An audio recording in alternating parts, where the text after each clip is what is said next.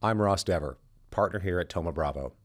Today on Behind the Deal, we'll unpack the details of our investment in HubSync with insights from founder and CEO, John McGowan. John, good to see you. How are you doing today? Great, Ross. How are you doing? I'm doing all right. I'm looking forward to this podcast. And thanks again for doing this. I'm excited to jump into your background and the HubSync story and our partnership today, which we're really excited about. I look forward to the dialogue. It's been an exciting partnership to start and looking forward to what's to come. Likewise. Tell me who you got in the background there to start things off. Well, I am a UNC fan, as you know. I think our project was called Project Tar Heel. That's right. That's right. I've got MJ in the background with his UNC gear on, and I've got a few others. I got Ramsey's and a few other things here. Some Jordan shoes in my background. As you know, I'm a big UNC fan. That's right. By default, I am too now. So go Heels, go MJ. Go Heels. Exactly. Well, can you start by giving our listeners an overview of HubSync, including what the technology does that you've built and who it serves? Absolutely, yeah. So we sell our platform to CPA firms. So they essentially white label HubSync, and we're the client collaboration layer between the firm and their taxpayer or their audit clients. We're an end-to-end platform. So if you think about tax, we really automate the entire tax process. So from the initiation of the engagement letter to collecting your tax documents to actually preparing the return with our work papers, tracking all the workflow and approvals associated with preparing a tax return, which is quite complex, then getting all your e-signatures, and then probably most importantly, delivering the tax return or the audit deliverable to a client in a modern portal experience, which the industry really has been lacking for a long, long time. And then we provide kind of dashboard and analytics that sit on top of the entire process. So for a partner in a tax firm, really he's got a one-stop shop to track the status of all of his engagements, all of his engagement letters, all of his tax returns inside the firm. And likewise for the client, they've got a single pane of glass for their experience into the firm as well. So we built something that's really unique, and we're really the only company in the industry that's got an end-to-end platform servicing this market. Yeah, and that really stood out to us as well. And I love the ambition of that platform and the roadmap that's still to come. But before going deeper on that, you're not only the CEO of HubSync, but you're the founder. And so, given that backdrop, could you tell us a little bit about the problem that you saw and were living firsthand and were ultimately trying to solve with HubSync when you built it? Well, I told you the story when we first talked.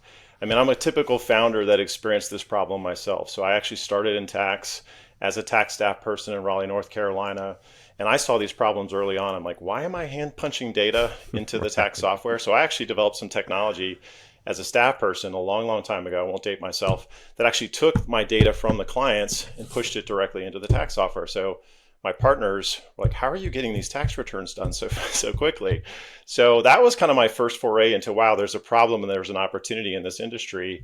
And then I moved into technology at KPMG and ultimately became the CIO of the tax practice there, and really saw an opportunity to kind of aggregate both the firm experience and the client experience into one platform. Even at KPMG, we had 60 different applications with different look and feel, with different architectures. So I came in as a really business-focused CIO and said, why don't we consolidate this into one architecture, one look and feel for our firm professionals, for our clients. And actually, it really helped us build applications much more rapidly, having built this on a common platform. And we're seeing that now at HubSync as well. So really built the first version of HubSync inside of KPMG. Then I went to Deloitte and did the same thing. And really the realization for me, Ross, is I'd started to go out at conferences and people like, why can't we get access to this type of technology? And what I found was the firms right below the big four didn't have the resources. I had 500 developers at KPMG, and you go right below the big four, you might have 5 or 10 developers. So they didn't really have the capability to build something like HubSync. And they were quite frustrated with some of the legacy technology. We'll talk about this, some of the point solutions that are in the industry. So I really brought HubSync out in mid-18 to the market, and we've been servicing the market with a great platform ever since. It's been an exciting story. That's really awesome to hear that backdrop. And sometimes when we're out making investments, it's hard to get up to speed on exactly what the problem or use case was. In this case, it's something that's so tangible, even as someone like me, right? We all live this ourselves. And even I can tell you that one firm that does my taxes, who's not necessarily a client, it shocks me just how manual, just how inefficient and, kind of happenstance this process is to like collect information, understand what's been done, what's coming up next. And I'm sure in reverse from the practitioner side to do that in some way that's automated and efficient, it's just a really big problem, and one that was very clear to us right from the very first meeting, what you were doing and how much better it was than the current process, which was exciting. Well, Russ, you mentioned when I was doing my pitch early on and raising some seed money, it was the easiest pitch in the world. It's what's your experience like with your CPA provider? And I never really got very good answers on what people's experience was like. And even during the Series B process, meeting with different investors, they would say what you said, Ross. They said, I'm logging in, I'm giving my data using this application. I'm getting my tax return from a different application, and I'm paying my bill through another application. Like, John, why don't you fix this and give us a single pane of glass here? Minimal connectivity and communication in between. Exactly. I mean, it's just an archaic process, which is really interesting. But I want to touch on one thing you which is really important for you and what you're building around is an integrated platform and one touching so many parts of that workflow from end to end. Why is that important, and why is that a differentiator for you guys versus the landscape of what's out there? Well, let's start again with the client experience, right? There's too many systems that the firm is requiring the taxpayer and audit client to navigate to do business with them. So even inside the tax practice, we're seeing multiple different applications and portals. I was talking to an advisor to the industry. He's tracking 67 different portal solutions that are out in the market right now. So imagine being a buyer trying to navigate across all these different products and solutions. So the client experience has been broken, in my view, for a long, long time. There's been a lot of great point solutions in the industry that solve different parts of that problem that I just described, delivering the tax return, maybe collecting data for an individual tax client, but no one's really tried to comprehensively solve it. And then you go to the audit side, and they're typically using different tools. So if you're an audit client and a tax client of the firm, you're having to navigate across a lot of different products to interface with the firm. And there's still manual processes involved too. So we still hear about email and paper and other things that are being delivered. So it's a really messy experience. So that's the client experience that we're fixing. And then, as I mentioned earlier, the firm experience. I mean, the people coming into this industry now, Ross, they're not going to do what I did. They don't want to do data wrangling. They don't want to be hand punching data into software. Exactly. There's a talent shortage in this industry because people don't want to come into a CPA firm and be doing this type of manual work. I mean, they're used to their phone and a modern experience in their client, in their personal life. They don't want to go work and deal with paper and inputting manual data into tax software. So we're really trying to fix the experience for the firm professional as well. So they've got a single pane of glass. It's much, much easier and more efficient. We'll talk about AI in a minute on how AI is helping with this problem as well, so that the average tax or audit professional is a lot more efficient and doing more value-added services for their clients versus doing some of these mundane manual tasks that they've been doing in the past. Really interesting. And why do you think that accounting firms in general have just been so slow to adopt technology? What is it about this space and the customers and the accounting firms themselves that have kind of held them back, and maybe why is that changing now? Well, we kind of joke around that we compete against the status quo. So there's a lot of people that have been in this industry for a long time. They don't like change. I saw this in the Big Four. We would go out and train people on new technology, and all the staff people would get really, really excited. They'd go back to their office, and the partner would say, well, no, this is the way I've done it for forever. You're going to use this Excel work paper that I had. So there's some of that change management. There's definitely a generational shift that's happening in industry between, say, partners who've been in the industry for a long time, maybe aren't as embracive of sort of change in technology and digital transformation, and some of the younger staff who really want access to technology and want to be more efficient. So I'd say that's one thing. The other thing is there's just a lot of change happening in the industry in general. We've got private equity investment into the industry. You've got firms that are switching a lot of systems. They're moving ERP systems, they're moving CRM systems. And I think the leadership inside these firms is cognizant that the partners and the staff can only take on so much change. So we often hear, we really want to adopt all of HubSync, but we're going through this ERP switch or a CRM switch, and we can only digest so much to digital change, inside of a 6 or 12 month period. So I'd say there's a lot of shift and change happening in the industry. We'd like to move faster with some of these firms, but we have to be cognizant of the fact that there's a lot of technological change, and a lot of these partners and staff people say, look, we still have to serve our clients. We can only, handle so much change inside a firm. But that's something I think a lot of the firms are grappling with right now. It's an interesting point on how the ownership of some of these firms is changing. And, we invest in technology here, but I have friends at other, private equity firms, which are becoming more and more such a large owner of, services and accounting firms in general. I can tell you at the top of all of their investment memos, right, is the need for more technology and the ability to impact the business fundamentals in such a great way from starting from client experience. And so it's a really unique backdrop for us to serve technology into that because it's such a priority for all of the new ownership across this landscape. Well, the private equity loves the firms because they're profitable, they're growing. Everybody always needs their taxes done. Everybody needs an audit done, right? And that's part of the challenge with some of the change. It's a recession proof, and a lot of the partners would look at some of the technology change like, look, I'm profitable, I'm keeping my clients, why do I need to digitally transform and change? So that's been some of the resistance as well. But I think the infusion of private equity investment into the industry is really just going to put gasoline on the fire because private equity really wants to see these firms transforming, getting more modern, adopting AI. How do you get to hybrid workforce or maybe sending tax returns to lower cost locations and things of that nature? So we really actually think the private equity movement into the industry is going to be really helpful to HubSync. Yeah, definitely.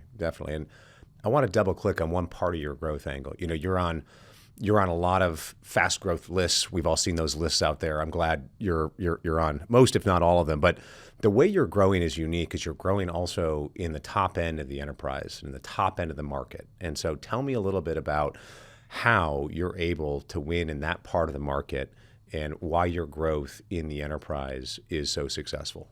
Yeah, I think the other story that I tell is the deputy CIO left KPMG and he went to a top 10 firm as the CIO, and he called me up shortly thereafter and he knew what I was doing at KPMG in the tax technology group. And he said, John, you've got 500 developers developing software. I've got 5. And we're talking about handing thumb drives to clients to give them their tax returns. So, that was the opportunity that kind of presented itself. So I knew there was a product market fit for HubSync out of the gate. I know a lot of founders like, do I have product market fit? I was very, very confident that what we were building inside the Big Four would be something that all these firms could use. But in terms of the growth, we're really focused on customer centricity. It's all about the client and their clients. How do we make that experience better for the firm and their clients? So one of the things I think that's unique about us and really differentiates us from a lot of the traditional vendors in the industry is just how fast we move. We listen, we incorporate that feedback, we release frequently. So we release every 2 weeks. The industry was really frustrated as I went into the industry and started consulting about the opportunity for HubSync. There was just a lot of frustration that we keep asking for feature requests. The vendors just tell us no, or we only get 2 releases a year. So one of the things that really differentiates us is we listen, we respond, and a client might ask for a feature and actually see it in the next release. So the eyes light up. So we're really excited about the growth trajectory inside our client base. I think we're super sticky as well. Once we get in with one module, these firms see the opportunity and there's more value as they adopt more modules inside the platform. So most of our clients typically might start with 1 or 2, but they're always telling us, look, we want to roll out the entire platform. We see the benefit of having a one platform strategy. So, that's really helped facilitate our growth, but really we're all about the client. If we know if we're helping and partnering with our clients, the money and the growth is going to come alongside it. But it's been very gratifying as a former Deloitte partner to be on that list. And it's a great accomplishment for our team and for our clients.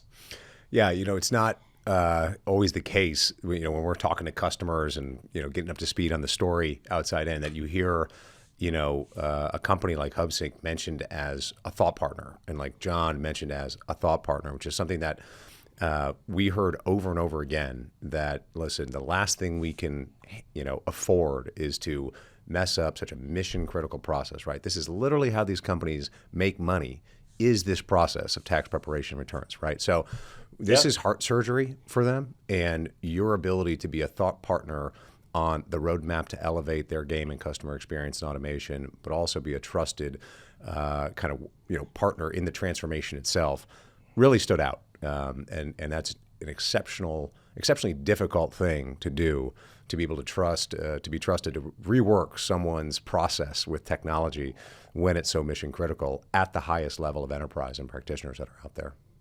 Well, we really thank you for that. We really pride ourselves in that. And some of the feedback we got during this process was phenomenal. I think one of the quotes that I loved was, the product's great, but we really love the people and how consultative they are and what a trusted partner they are. Of course, I wanted them to talk about how much they love the platform too, but actually I found that compliment to be most gratifying because we're not coming into a firm trying to sell features. We're coming in to solve business problems with our platform. And that's what we enjoy doing. We have a team that has a background in this industry.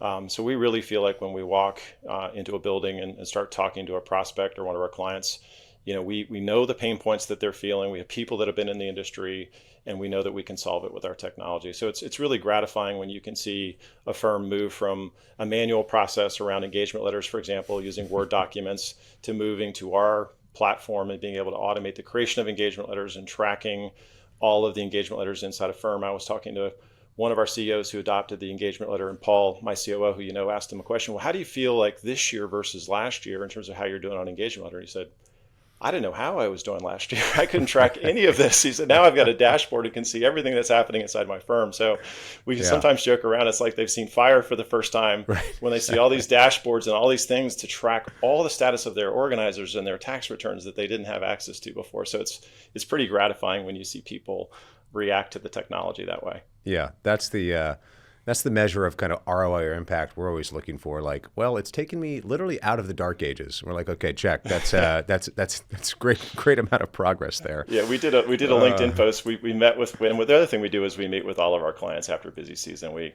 talk about what went well, if they're not using all of our modules, other modules that they can use. And we heard the term game changing, I think 3 or 4 times during one of the meetings. We actually posted that on LinkedIn. But that's the kind of reaction that we're getting. We actually, the CEO of that firm dialed in via video, and he said, we've been in existence for 103 years. And he said, we've never been done with our taxes on April 13th and people not chasing tax returns down on the 14th and 15th. He said, this was the quietest April 14th and 15th that we've had. So that type of feedback is really gratifying. It's incredible. I can think of a couple emails I got right around the 14th or 15th, like, hey, what about this and that? But anyway, back to the product and back to how this platform and technology will evolve, and specifically AI. So, I've read that you mentioned, AI is going to be a real transformational element for this space and the productivity and functionality that it brings. Talk to me about how you envision AI affecting your customers and being leveraged at HubSync. Well, the first thing I always say, and I've done a couple of podcasts on this topic, people are very nervous in the industry, is AI going to replace me? And I view AI, if you look at an average tax or audit professional and what they do, as a great co-pilot. If you look at what's happening with my development team at HubSync, our developers are massively more effective because of the technology around AI. And the ability to unit test and things. So I look at what we've seen with developers inside of HubSync and other companies like Salesforce, and I think the same for tax and audit professionals. Just what we talked about earlier, Ross. People don't want to be, mapping a trial balance. So now we've got an AI auto mapping capability where I used to, manually map a trial balance chart by a chart. You now can hit an auto map button and it does it for you. It gets it largely right. If you look at tax, in the traditional OCR and scanning process, you'd scan, get not so great accuracy on the documents, maybe 50 to 60%, and then someone would have to validate and correct the rest of the OCR to get the data into the tax software. Now you look at a combination of OCR plus LLMs, you're getting to high 9s accuracy with OCR and with intelligent document processing. So these are the types of things that really excite me in terms of making that audit and tax professional more productive, allowing them to upskill, be that value-added advisor to clients versus doing some of the mundane tasks that we talked about earlier. The other thing that we've introduced inside of HubSync is just a document summarization capability. So a lot of time is spent collecting documents and analyzing the documents that come in to prepare an audit or a tax return. So we're drawing out a lot of hours through the technology that we're using with AI. And then once you're done with the work, what these firms want to do is, okay, how do I look across the corpus of knowledge that I'm sitting on now? How can I provide consultative advice to my clients? How can I search documents and do analytics and really sit down with a client and have a consultative conversation with you? Not to say that a tax return or audit's not becoming completely commoditized, but everybody expects to get a great tax return or an audit from these firms. But what they really want is, how can they be this advisor that sits down and talks to me about planning ideas, and how can I have an effective tax rate that comes down through planning ideas? So these are the types of things that the firms really want to do, is become that consultative advisor. The more hours you can draw out and the more you can use AI to do that, the more value added the experience is between the taxpayer and the client. Yeah, that's really interesting how it's not just about faster, cheaper ROI. This is about elevating the whole engagement with the customer to provide more strategic value. And if you get the Absolutely. low ranking stuff out of the way done, the data capture, data preparation, et cetera, it allows you to change the conversation about how to provide better value and better service to those customers. 100%. Yeah, really, really interesting. So let's turn to talking about the deal here and the process that you just went through. I'm sure you've Yeah, learned a lot. We did as I well. have. What factors led you to go down the path to partner with us here at Thoma Bravo? And are there specific areas now after we've made this investment that you're hoping to prioritize with kind of the additional resources and capital that are in the business now? Absolutely. Now, well, I mean, we ran a very, very tight process, as you know, and we're very, very selective about who we worked with. I mean, Thoma Bravo is an amazing brand. I mean, you guys are second to none in terms of scaling SaaS companies. We talked a lot about this, Ross, during the journey as we engaged. That I've taken HubSync to this level. I really wanted to find the right partner to help me scale the business, and this is what Thoma Bravo does. So, your groups of operating partners that can help your portfolio companies. The big thinking that you had about HubSync, and the other thing that resonated with me is really just your conviction on the business, my team, the platform. And I love the fact that you think big as well as an investor, and you saw the opportunity to take what we've built and really scale it and really transform and change an industry. We had some other investors that we talked to that were great, but I just didn't feel like they had the strategic vision on scaling HubSync that you and your team did. So we're really excited about this partnership. We know that we're able to grow and scale HubSync, working very, very closely with you. We know we're just getting started, but we're really confident that we picked the right partner here. That's great to hear, and appreciate some of that feedback. And we moved quickly and with a lot of that built-in conviction after spending time together and sinking our teeth into this problem. And it just lines up so well with the types of not only technology and great products that we like to invest behind, but great leaders and great founders. And your experience, building this, type of technology before and living this experience, which you've just told our listeners about, really resonated with me in particular and lined up so well with how we'd like to bring operational resources to great innovators and entrepreneurs like yourself. And I think the business has, really, really upped its game already. Thinking about what we can do, driving even better products and bringing even more customer success resources and driving great transformation at our customers. Well, I mean, our clients are excited about it. And we've talked to them about this, and they see us making more investments into customer success, into support, into go-to-market. Obviously, we're going to put more money into engineering. That's already one of our strengths that our clients know about. But I mean, they just see the investments that we're able to make partnering with you, and we're having great conversations with them. There's some discussion, is HubSync going to change culturally? Like, no, we're not changing. Thoma Bravo is doubling down on what we're doing and allowing us to do more. We're not going to change our culture and why we've been successful. But partnering with you is going to allow us to do even more. So it's been great to talk to our clients about this investment, and they're really excited about what we're going to do together. Yeah, I'm thinking about after the deal closed and all the times I came to Tennessee, and you came to Miami, and we finally got down to, okay, we talked about all of these things, during the process. Now let's really get down tactically on what are all the areas that we want to invest in and get resources and planning and people assigned to. And listen, it's a very long list, which is the exciting part, right? We've talked about this. There's no shortage of what this industry wants and needs. I mean, we're not done with this journey. We're going to continue to invest in our current modules. I mean, we talked about how we release every 2 weeks. I mean, we're getting such great feedback on products like Engagement Letter, and we're doing some new things around last mile automation that you know about. But also, there's still a lot of pain points in this industry, Ross, that we've talked about: document management and really getting to automated workflow, not the workflow that we've seen historically in the industry. We talked earlier about intelligent document processing. I mean, these are all areas that we feel we can double down on and continue to transform and really help our clients and really transform the tax and accounting industry. It's exciting. Really, really exciting. And I know you and I both agree we can't go fast enough. And so further on that journey, give me a sense for how you look out, 3, 5+ years. Where do you see HubSync down the line? How do you see the company evolving? People ask me this question a lot, and what's the path that you want for the company? And my answer is we're just getting started. I mean, I really think we've just scratched the surface around what we can do for this industry. As we've talked about this, Ross, I know we've talked as partners that we really feel we can transform this industry. And I really feel strongly about that. I mean, we're the only platform that's really attacking this problem comprehensively. We've got an amazing foundation. We've got an amazing client base. And if I look at 5 years from now, I would like everybody to be using HubSync in the top 200, if not below the top 200. I think also, I've done this before. We're predominantly U.S. focused now, but a lot of the problems that we see in the United States, we see the same problems in Europe. We've talked to firms over there that have similar problems and challenges around working with their clients. So we're very focused on the U.S. market now, but I think there's definitely opportunities for geographic expansion and to take some of the great technology we built and expand outside the U.S. as well. So there's many, many different trajectories and opportunities ahead. I think the next 12 months, you and I have our hands full. Exactly. 5 years from now, I hope we're having a great conversation around how we really we just really want to help these professionals, help their clients, and help these firms transform. That's really what it's about and why I started the company. So we're just getting started, and we're excited about the journey ahead with Thoma Bravo.